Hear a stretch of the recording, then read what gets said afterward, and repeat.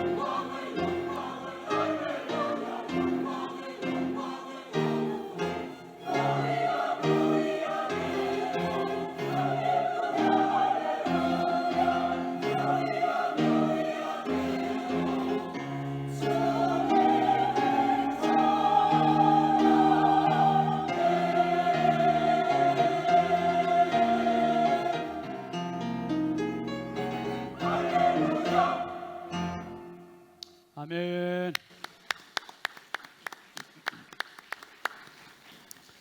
이제 담임 목사님 나오셔서 생명의 빛을 얻으리라 라는 제목으로 말씀을 전해주시겠습니다. 큰 은혜 받으시기 바랍니다.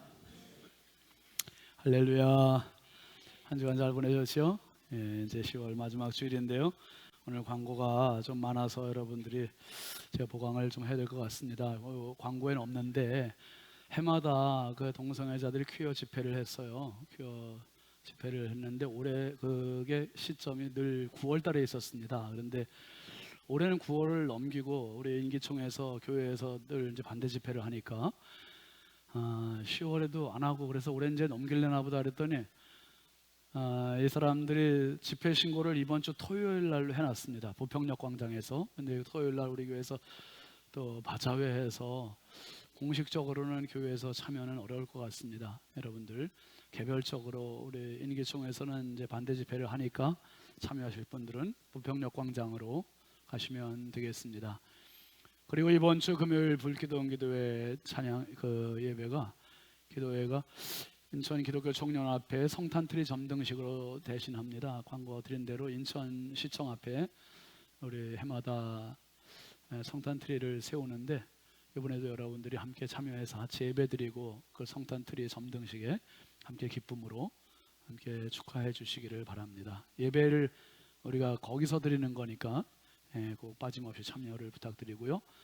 그리고 홀리클럽 이제 5주차 접어들게 됐는데요. 이번 주는 전체 모임 조별 모임을 갖지 않기 때문에 지난주 조 편성된 그대로 이번 주도 진행이 되니까 착오 없으시기를 바랍니다. 그리고 이제 오늘 오후 2시부터 5시까지 서울시청 앞 그리고 광화문 일대에서 한국교회 연합예배가 있는데 이것을 자칭 오해하셔서 어떤 분들은 정치적으로 태극기 부대가 동원되는 거 아니냐 그렇게 생각하시는 분들이 있어요. 아닙니다. 이거는 한국교회가 아까 우리 석윤 장로님 기도하신 대로 지금 가정을 파괴하고 뭐 인구 저출산의 문제에 더 이게 지금 동성애 문제가 심각하게 좀 저해 요인인데 그래서 이 악법을 차별금지법을 반드시 막아야 가정이 살고 다음 세대가 살고 나라가 산다. 그래서 한국교회가 첫째로는 회개운동하는 예배고요.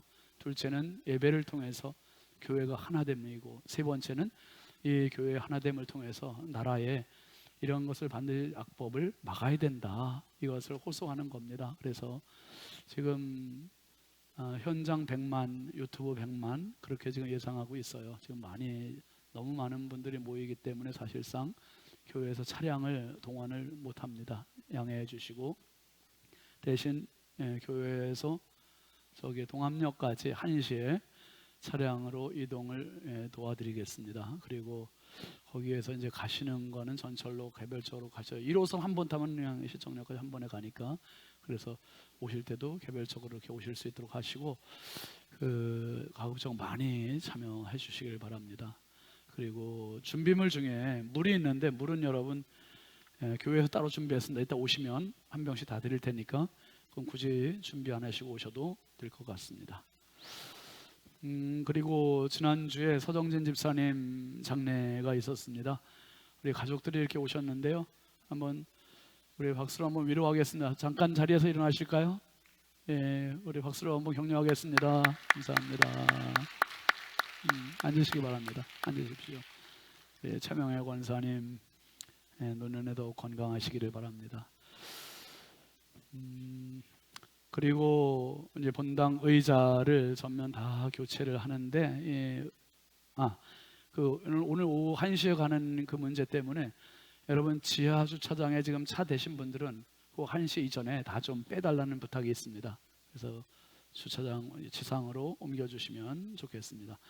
그리고 본당 의자 교체하는 문제 때문에 이제 광고하고 그랬었는데 이제 당회에서 구체적으로 어떻게 했는지 그 내용들을 여러분에게 자세하게 짧은 시간이지만 김상효 장로님 나오셔서 광고해 주시겠습니다.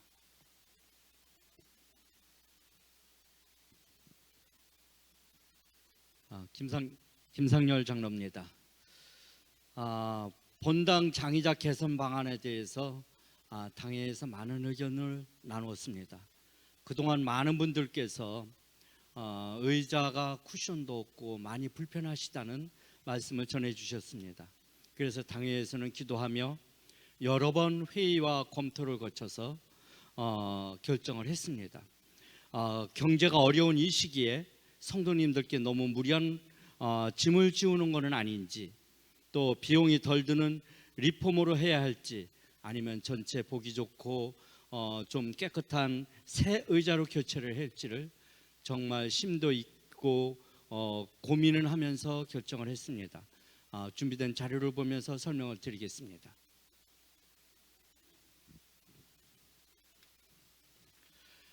대상은 본당과 중위층 그리고 성가대실에 있는 장의자 140개 그리고 가림대 16개 모두 156개를 대상으로 했습니다. 개선 방법은 첫 번째 방법은 리폼입니다. 우리 의자의 천만 갈아내고 원목은 그대로 쓰는 리폼 방법과 두 번째 방법은 전체적으로 모두 새 곳으로 바꾸는 신품 교체를 검토했습니다. 이에 따른 전문 업체의 견적을 받았습니다. 리폼비는 2,900만 원이 나왔습니다. 한 개당 21만 원. 신품 교체는 고급 레자로 하고 두께는 35T, 35mm, 그리고 나무는 A급 베트남산 원목, 각 원목의 코팅은 UV 타입으로 해놓은 걸로 동일한 조건으로 해서 견적을 받았습니다.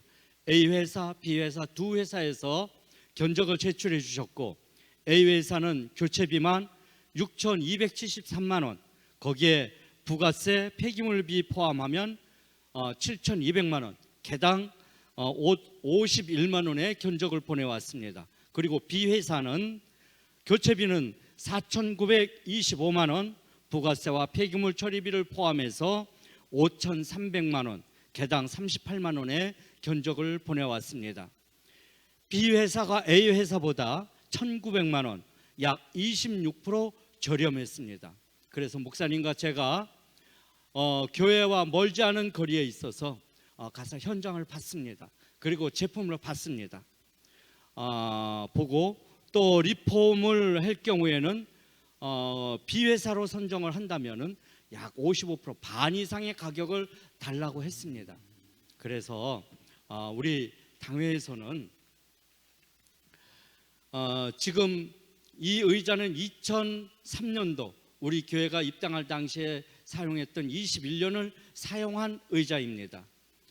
그리고 비용을 저렴하게 하기 위해서 리폼도 많이 고민을 했었습니다.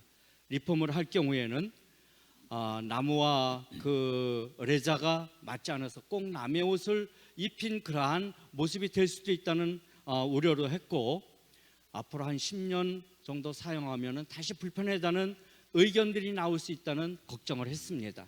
그래서 당에는 20년 이상 쓸 수 있고 여러분들이 편리하게 사용할 수 있는 새 의자로 교체하는 것으로 결정을 하게 된 것입니다. 목사님이나 당회가 이번 결정이 쉽지만은 않았습니다. 매우 어려웠습니다. 여러 번 회의를 걱정을 하면서 검토를 했습니다. 하지만 이번 광고한 지 2주가 나간 지난주까지 우리 성도님들께서 보내주시는 기도와 성원은 정말 놀랍도록 감동스러웠습니다. 이번 당회에서 결정한 일이 그 내 마음처럼 안 돼서 섭섭하고 안타까운 분들도 계실 겁니다. 하지만 타 교회의 변화하는 모습과 함께하고 우리 성도님들이 편안한 예배를 드릴 수 있도록 당회에서 결정한 사항이니 양해하시고 같이 협조를 부탁드립니다. 기쁨으로 기도하며 하나로 협조해 주시길 부탁드립니다. 감사합니다. 네, 수고하셨습니다. 감사합니다. 장로님 지금 상세하게 다 광고해 주신 것처럼 무엇보다 이제 목회하는 저의 입장에서는 어떻게든 성도들 한 분 한 분한테 이제 경제적인 부담을 안 드리고 정말 편안하게 신앙생활을 해드리게 하는 그 마음이 있기 때문에 지금 한창 경제적으로 어려운 시기에 이렇게 여러분들의 또 하나의 짐을 드리는 것 같아서 인간적으로는 개인적으로는 참 죄송한 마음이 있습니다. 어떤 분은 2021년에 우리 리모델링 할 때 그때 이거 다 해놓지 왜 지금 또 하냐 하는 분들이 계시는데, 그때 사실 생각했었죠. 하려고 했는데 우리가 공사가 워낙 컸었고 그리고 이제 부담도 많고 자꾸 늘어나는 부분이 있고 해서 그때 한 12억 들여서 했던 공사였는데, 그래서 이것도 그 당시엔 지금보다 훨씬 더 비싸게 나왔었어요. 코로나 때 상황이 1억이 넘게 나왔습니다. 사실 이 부분이. 그래서 이게 추가 공사하는 게 이거는 다음을에 미뤄야겠다 해서 그렇게 된 것을 좀 양지해 주시고, 그리고 또 우리가 리모델링 할 때 어떤 일이 있었냐 하면 지금 앉으신 이 의자 중에 한 10개, 10여 개를 뺐습니다. 같이 폐기 처분했어요. 왜냐하면 의자를 한 20년 넘게 앉다 보니까 이게 나왕인데 의자가 변형이 되는 거예요. 형태가. 그래서 뒤틀려 가지고 이쪽으로 앉으면 저쪽에 뜨고 이게 뒤뚱거리는 의자들이 발생이 된 거예요. 그래서 그 한 10여 개를 또 폐기했는데, 리폼을 하게 되면 이게 또 몇 년 갈지 모르고 또 뒤뚱거리면 그 변형되는 걸 또 치워야 되는 사태가 발생될 수 있어서 우리 당회에서도 그냥 신품으로 교체하는 것이 장기적으로 볼 때 옳다 그렇게 했고요. 무엇보다 여러분 다 아십니다만 2021년부터 우리가 한 해 동안 리모델링 하면서 1층부터 6층까지 전면 새롭게 하는데 진짜 어려운 때도 됐습니다. 이걸 또 여러분들이 지난 한 주간 장로님 말씀하신 대로 한 주 지났는데 정말 많은 분들이 지난 주일에 참여를 해주셔서 정말 감동이 됐습니다. 그렇게 양지해 주시고 기쁨으로 이 일에 함께 하셔서 제가 일부 때도 오늘 소망교구 어르신들이 많으신 이 시간에도 돈 없는 분들은 단돈 10,000원이라도, 어르신들한테는 5,000원이라도 전체가 참여하는데 의미가 있는 겁니다. 제가 이렇게 말씀드렸어요. 그래서 의자 하나당 50만 원 한 가정에 그렇게 해서 우리 자녀들, 손자들, 손녀들까지도 선물을 준다 생각하시고 쾌적한 예배 환경을 위해서 함께 마음을 모아주시기를 부탁을 드립니다. 그 장의자 광고에 대해서는 이제 더 하지 않겠습니다. 자, 오늘 세 가족이 있습니다. 가지영 성도님, 김계자 집사님 인도하셨는데요. 오늘 우리가 새로 세 가족으로 등록하셨습니다. 잠깐 자리에서 일어나실까요? 우리 뜨거운 박수로 환영하겠습니다.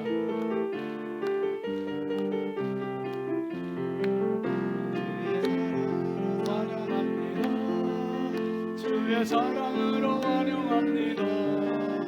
영계 안에서 주의 영광을 보내 주의 사랑으로 환영합니다. 주의 사랑으로 환영합니다. 주의 사랑으로 환영합니다. 자매 안에서 주의 영광을 보내 주의 사랑으로 환영합니다. 박수하겠습니다. 감사합니다. 앉으세요. 예.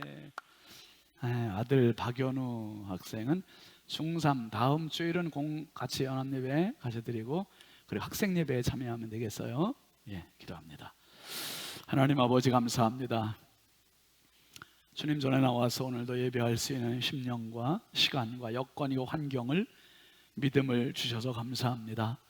하나님 오늘도 이 강단에 곳곳이로 섬긴 귀한 집사님 가정 복되게 하여 주시고 평생 주님의 향기가 끊이지 않게 하옵소서. 아버지 오늘 성도들의 점심 식사를 공개하는 귀한 성도님 가정이 있습니다. 귀한 보배롭고 존귀한 자녀를 선물로 주심에 감사해서 성도들의 식사를 제공합니다. 아버지 귀한 성도 가정에 복의 복을 더하시고 평생 자녀들이 기쁨이 되고 자랑이 되고 영광이 되는 가정 되게 하여 주옵소서.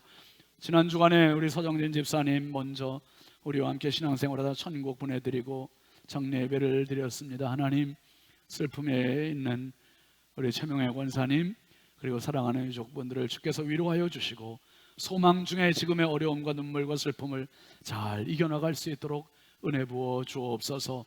아버지 오늘 또 우리 교회에 새로 등록한 가지영 성도님 또 연우 사랑하여 주시고 우리와 함께 신앙생활하는 동안 이전보다 더 행복하고 더 기쁘고 의미 있는 축복의 삶을 살아가게 하여 주옵소서. 이 시간도 한량없이 부족하고 연약한 종입니다. 주님 장중에 부탁드리오니 성령께서 사용하여 주시고 우리 성도들 마음을 열어 주옵소서. 닫혔던 문이 열리게 하시고 말씀이 들어가게 하시고 말씀이 30배, 60배, 100배의 결실을 맺게 하여 주시옵소서. 성령께서 우리 가운데 임재 교통 역사 하시기를 원하옵고 예수님의 이름으로 축복하고 기도합니다. 아멘. 우리 앞뒤 좌우 축복하겠습니다. 사랑합니다. 축복합니다. 반갑습니다. 은혜 받읍시다. 예. 교회표 같이 하겠습니다. 오른손 들으시고 경건에 도전하라. 성경에 도전, 기도에 도전, 전도에 도전. 할렐루야 아멘. 꼭 승리하십시오. 감사합니다. 오늘은 요한과 산책 44번째 시간입니다. 한번 같이 하시죠. 생명의 빛을 얻으리라. 지난 주일 말씀을 잠깐 복습하겠습니다. 오늘 본문 말씀 요한복음 8장 12절을 우리가 연 3주째 계속하고 있어요. 같은 말씀을 그 빛 대신 예수님 그리고 지난 주일은 뭘 따라서? 빛을 따라서 그리고 오늘은 생명의 빛을 얻으리라. 여러분 빛을 따라서 지난 주일 말씀을 통해서 빛은 언제 필요한 시간이라 그랬습니까? 어둠에 밤에 필요합니다. 그래서 밤에 내 인생의 밤, 내 인생의 시련, 내 인생의 눈물, 내 인생의 좌절 그런 절박한 순간에, 시간에 필요한 게 빛입니다. 예수님은 내 인생의 영원한 빛이심을 기억하시길 바랍니다. 그리고 이 빛은 어떻게 따라가야 한다죠? 눈으로만 따라가는 거 아니고, 몸으로만 따라가는 거 아니고, 뭐까지?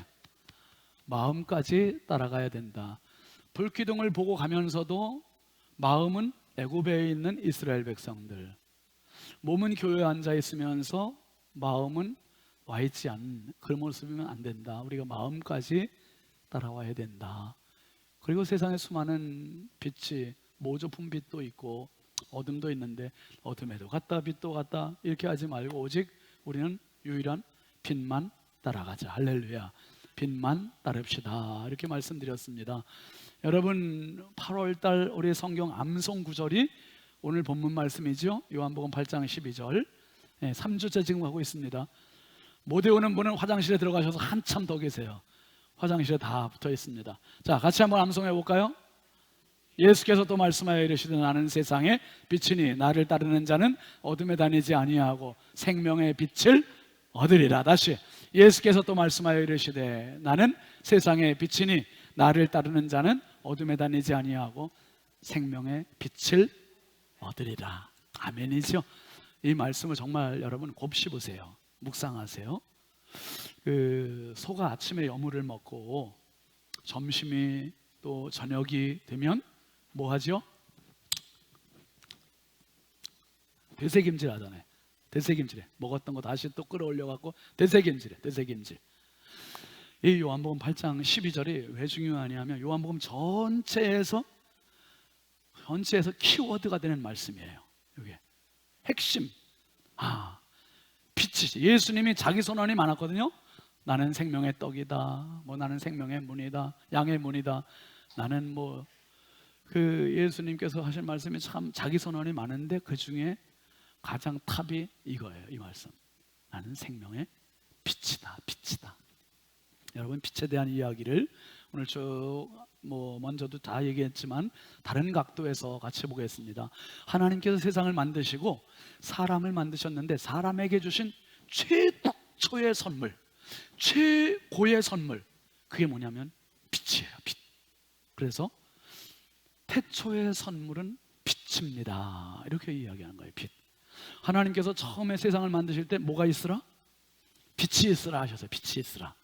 빛이 있으라 하시니 빛이 있었고 하나님 보시기에 좋았고요.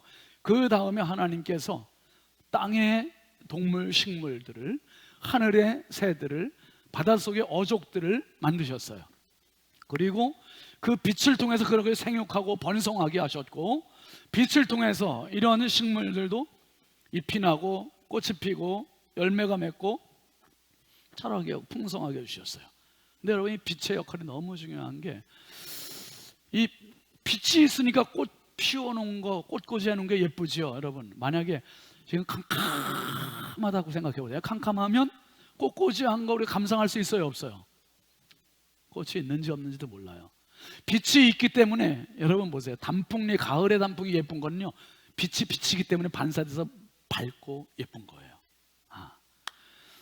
여러분들의 지금 그 비싼 화장빨은, 저의 화장빨은 이게 그냥 빛나는 게 아니에요. 그냥 빛이 비쳤기 때문에 화장빨이 빛나는 거예요.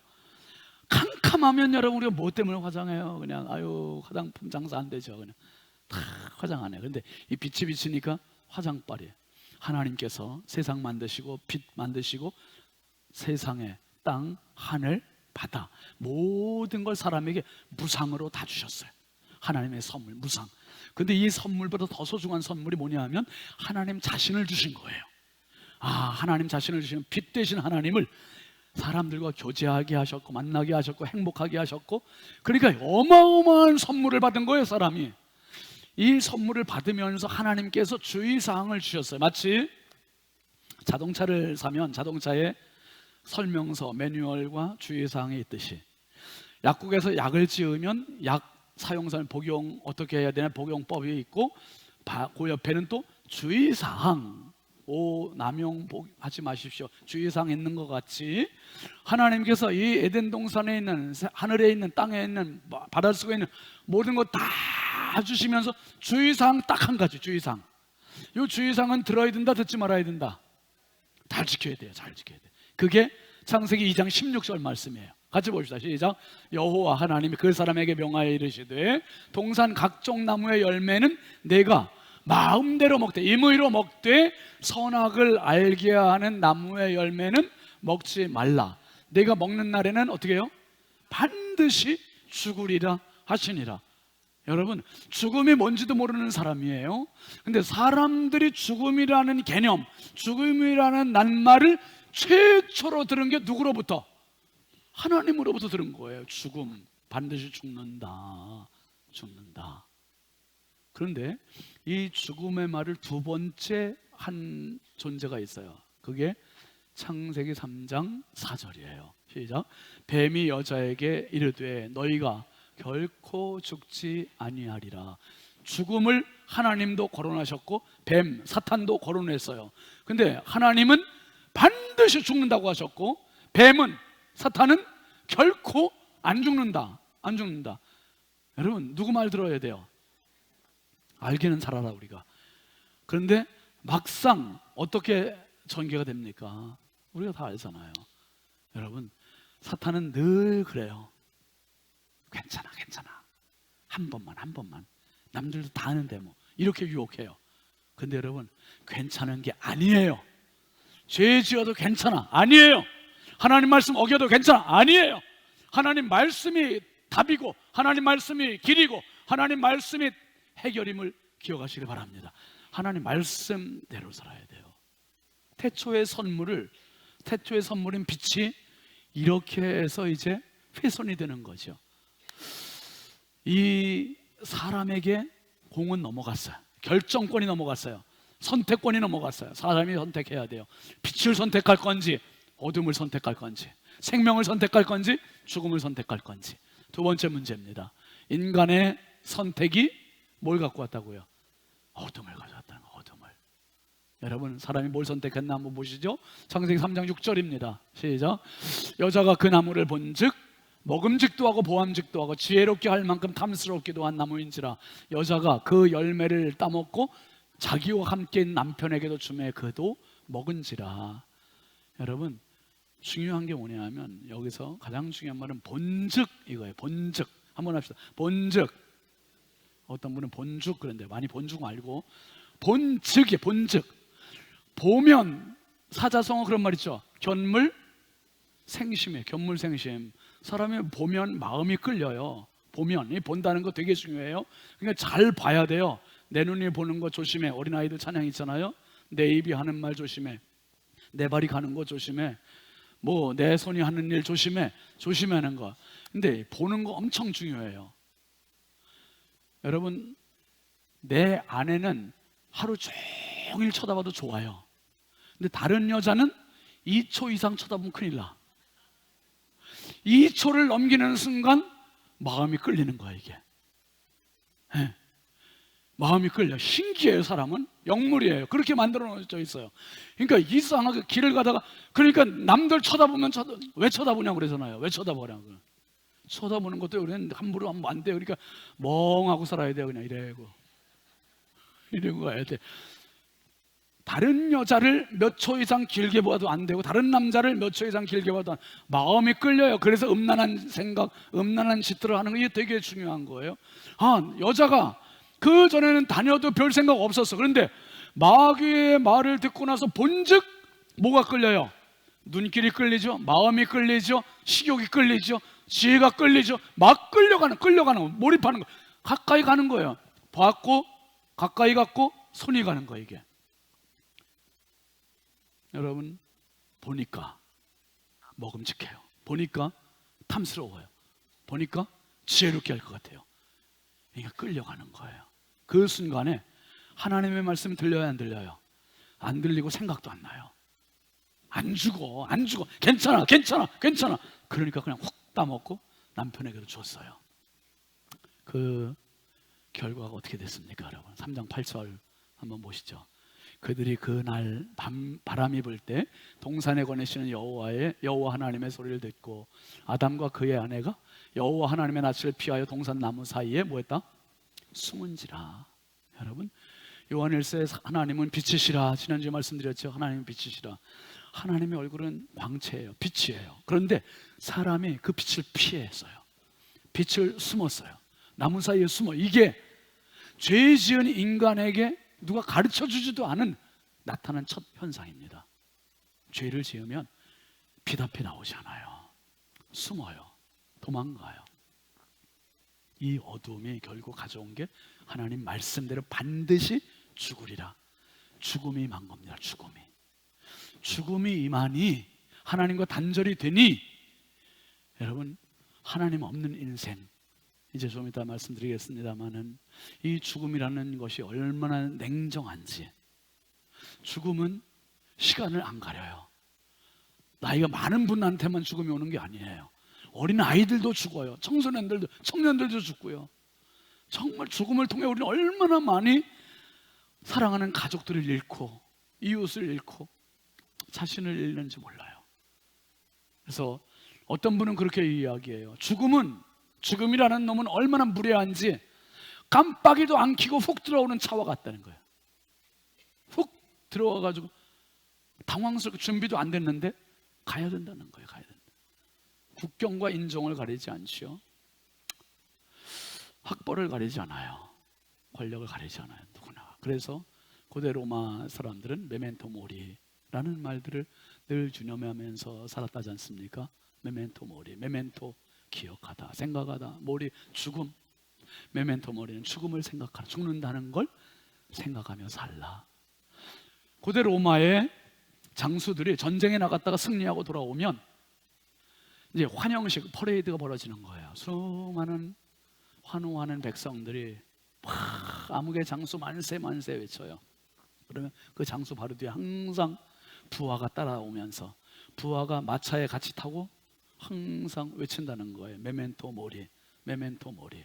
죽는다는 걸 기억하라. 죽는다는 걸 잊지 마라. 우리도 죽는다. 지금은 비록 이겼을지 지금은 비록 깃발을 들었을지 모르지만 죽는 거 잊지 말아라. 여러분, 성경은 우리에게 죽음에 대한 입장을 이렇게 정리해 줍니다. 창세기 3장 19절 한번 보실까요? 내가 흙으로 돌아갈 때까지 얼굴에 땀을 흘려야 먹을 것을 먹으리니 내가 그것에서 취함을 입었습니다. 너는 흙이니 흙으로 돌아갈 것이니라 하시니라. 이거는 정해진 이치고, 이거는 그냥 운명이요 숙명이요, 한 사람도 죽음을 이길 사람은 없는 거예요. 다 죽는 거예요. 다. 도대체 죽음이라는 정체가 뭐길래 죽음을 벗어날 수 있는 사람이 아무도 없는 거죠. 그래서 성경은 죽음의 종말을 이렇게 보여주고 있습니다. 창세기 3장 23, 4절 한번 보세요. 여호와 하나님이 에덴 동산에서 그를 내보내어 그의 근원이 된 땅을 갈게 하시니라. 이같이 하나님이 그 사람을 쫓아내시고 에덴 동산 동쪽에 그룹들과 두루도는 불칼을 두어 생명나무의 길을 지키게 하신다. 얻고 싶어도 그 생명 못 얻고, 쫓겨나서 빛과는 단절된 삶을 살고, 이게 죽음인 거죠. 이게 죽음. 그러니까 인생이 너무 고달프고, 인생이 너무 초라하고, 인생이 너무 좌절스럽고, 그냥 극단적인 선택을 하고 이렇게 가버리는 거예요. 이렇게 희망이 없어요. 길이 없어요. 여러분, 오늘 그림 하나 좀 보여드리겠습니다. 16세기 르네상스 시대에 독일의 거장인 한스 홀바인이라고 하는 사람이 그린 대사들이라는 그림입니다. 이 그림을 간략히 한번 설명드리면, 여러분 보시기에 왼쪽에 먼저, 여러분 이 사람들 볼 때, 얼굴 볼 때 한 나이가 얼마 돼 보입니까? 그래도 조금 들어 보이죠? 한 40대 중후반 정도 돼 보이지 않습니까?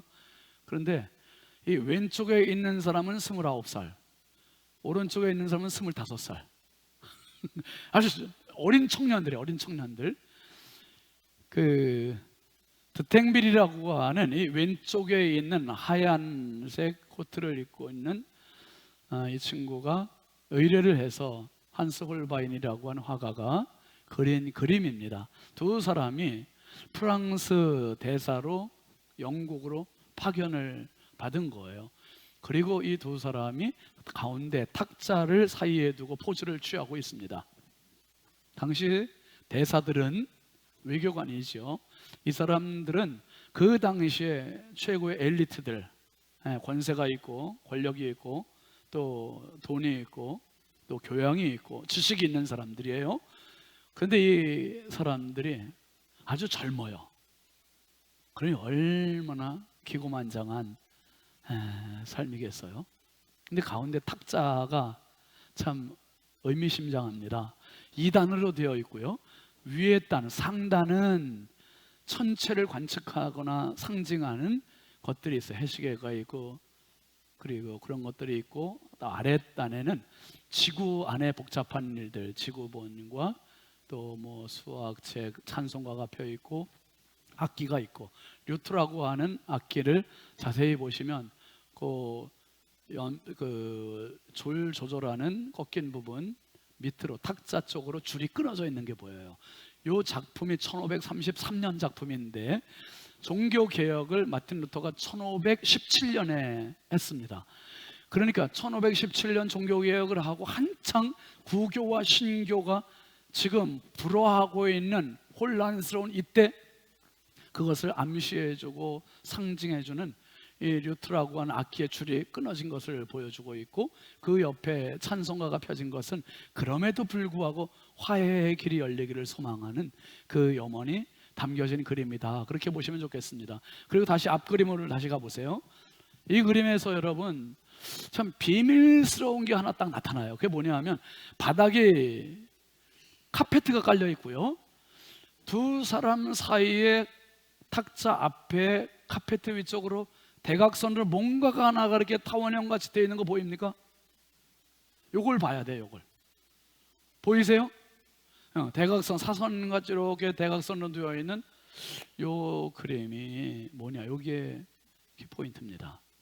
이렇게 잘 나가는 사회적인 덕망 있는 사람들에게 요 그림, 요게 뭐냐, 요 그림을 한스 홀바인이 전시할 때 요걸 높이, 제일 높은 곳에 전시했대요. 왜냐하면 이렇게 수평으로 봐선 요 그림이 뭔지 안 보여, 몰라. 요걸 높이 전시해야 아래에서 지켜다 볼 때 이게 뭔지가 보인다는 거예요. 얼른 봐서 이게 좀 뭔지 잘 모르시겠죠? 요게 뭐냐면 다음 그림 한번 보여줘 보세요. 해골인 거예요. 해골을 눈치채지 못하도록, 이게 한스 홀바인이라는 사람이 조금 심청이 있는 사람 같아. 이게 자기들을 뽐내려고 딱 젊은 20대 청년들이 대사가 돼가지고 딱 포즈 취하고 있는 그림을 지금 그리고 이 모델을 그려놓고 그 밑에가 회방을 놓은 거죠. 해골 바가지를 싹 못 알아보게 이렇게 그렸어요. 그런데 이게 그 당시에 유행하는 바니타스 기법이라고 그래요. 그래서 바니타스는 허무라고 하는 라틴어인데 허무한 정물화, 움직이지 않는 정물을 허무한 것을 거기다가 매칭을 해서 그린, 제일 잘 나가는 젊은이들, 창창한 젊은이들, 희망이 있는 젊은이들, 야망이 있는 젊은이들, 돈이 있는 젊은이들, 권세가 있는 젊은이들, 교양이 있는 젊은이들, 그런데 그들 가운데 메멘토 모리, 기억해라, 해골을 그려놓은 거죠. 해골을. 인간의 선택은 비친 것 같은데, 먹음직한 것 같은데, 지혜롭게 할 것 같은데, 탐스럽게 할 것 같은데, 이게 메멘토 모리, 어둠으로 몰고 가는 그러한 끝이라는 거예요.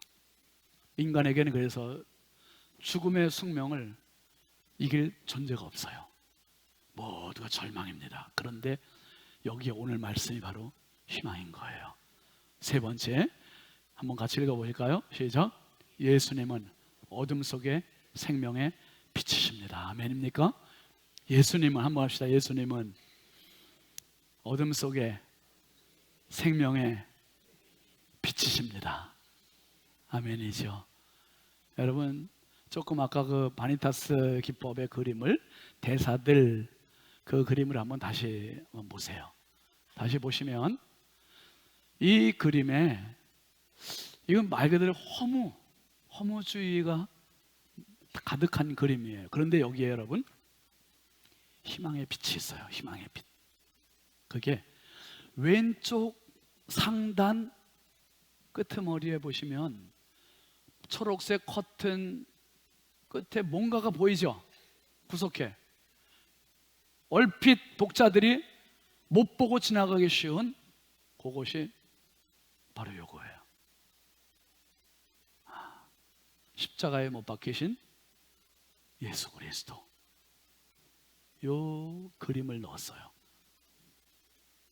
한스 홀반이라는 화가가 이 그림의 끄트머리에 볼락말락하게 십자가에 못 박힌 그리스도를 거기다가 넣었습니다. 해골이 될 인생, 이렇게 끝날 인생. 그런데 그가 해골을 넘어서서 생명을 얻을 수 있는 희망의 빛을 보여준 거예요. 예수 그리스도입니다. 예수님만이 빛이세요. 생명의 빛. 오늘 말씀을 한번 같이 암송해 볼까요? 예수께서 또 말씀하여 이르시되 나는 세상의 빛이니 나를 따르는 자는 어둠에 다니지 아니하고 생명의 빛을 얻으리라. 생명의 빛을 얻으리라.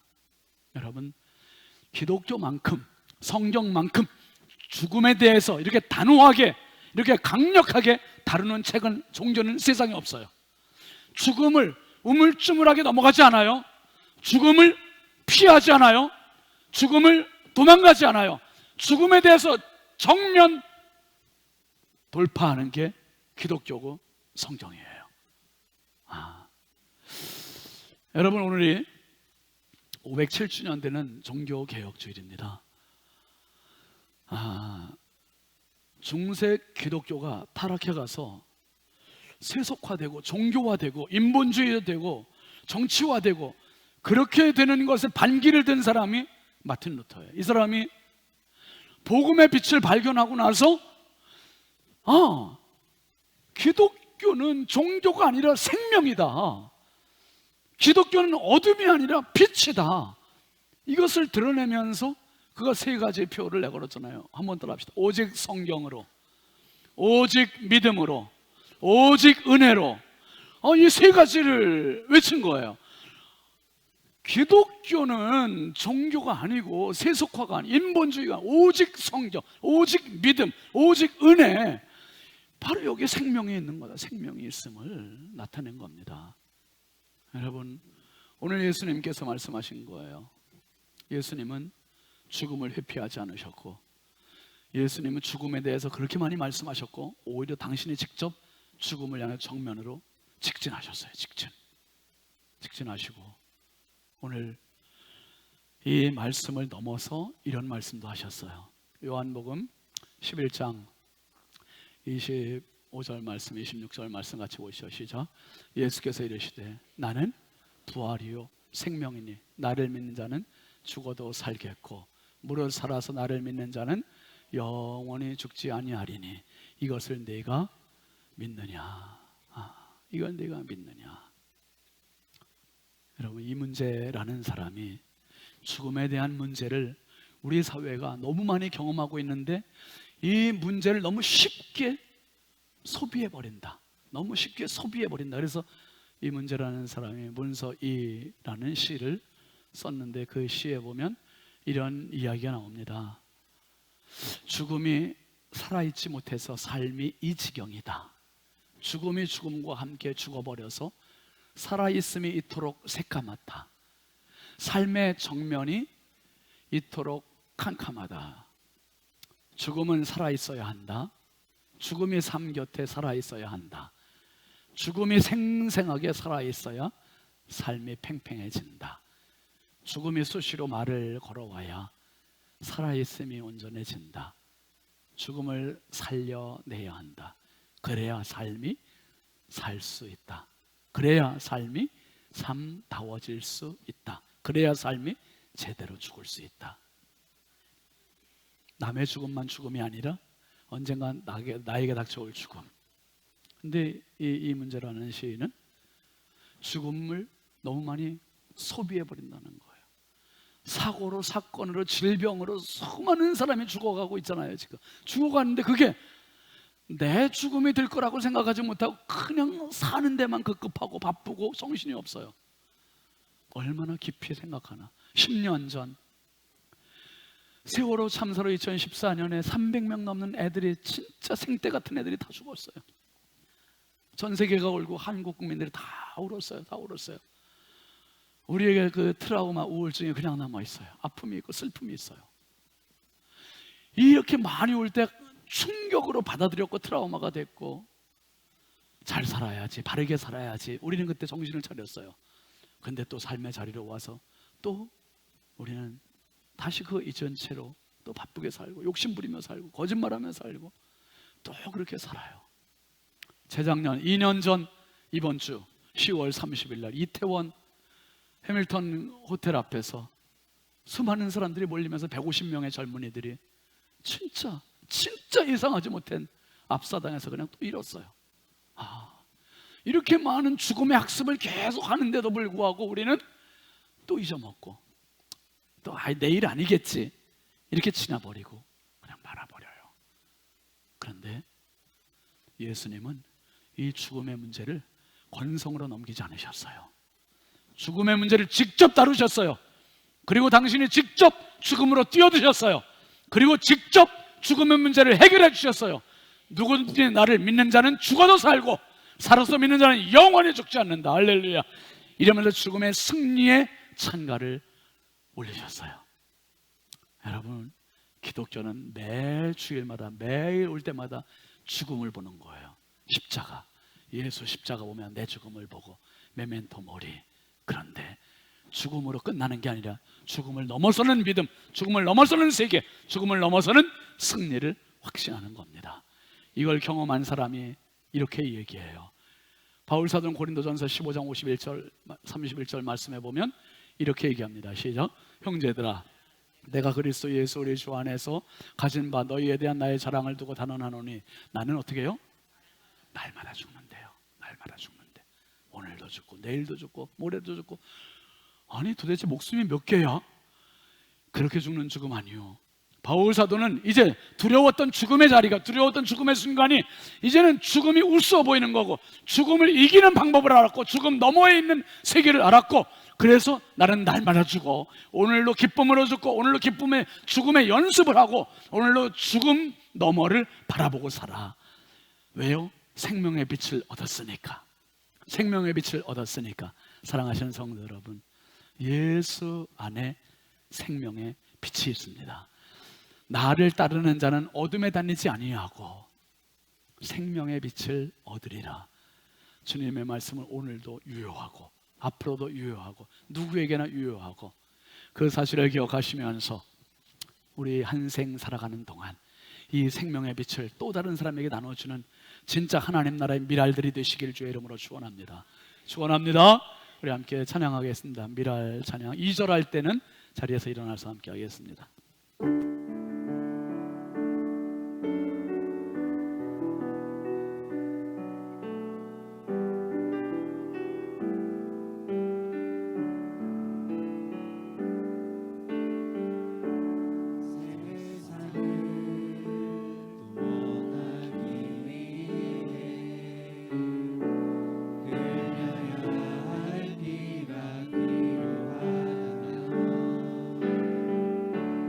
죄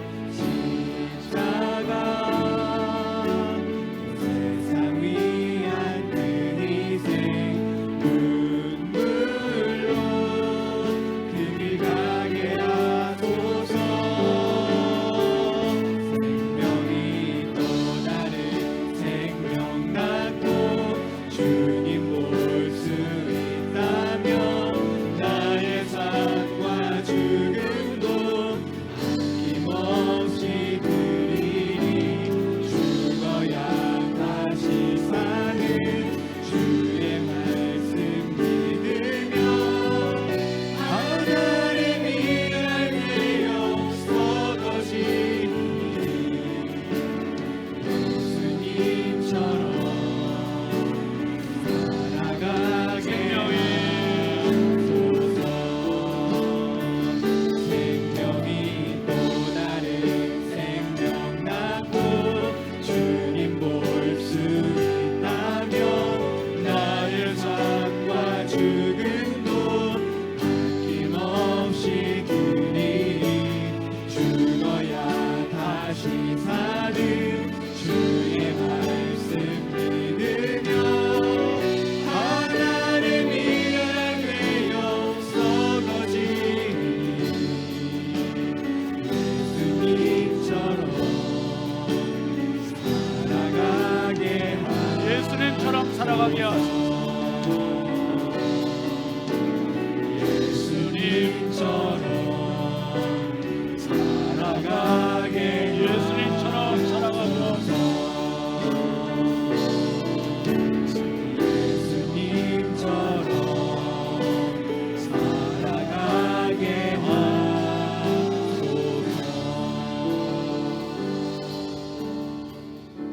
하나님, 어둠에 있으면서도 어둠인 줄 모르고 사는 암흑 세계의 저희의 인생을 불쌍히 여겨주시고 이 세상에 생명의 빛으로 와주신 예수 그리스도, 우리 하나님을 찬양합니다.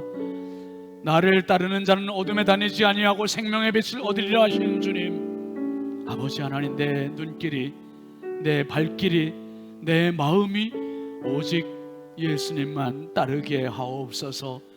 영원한 생명의 빛을 얻은 자답게 세상에서 미랄로 살게 하시고 예수님처럼 살게 하시고 나를 통하여 또 다른 그 누군가가 생명을 얻는 은혜가 있게 하여 주옵소서. 이제는 우리의 영원한 생명의 빛이신 주 예수 그리스도의 은혜와 하나님 아버지의 무한하신 사랑하심과 성령님의 감화와 감동 내주 교통 역사하시는 은혜가 어둠 속에 생명의 빛 되신 예수 그리스도를 믿고 의지하고 따르기로 결단하는 사랑하는 모든 성도들 머리 위에 이제부터 영원토록 함께 하시기를 간절히 축원하옵나이다. 아멘.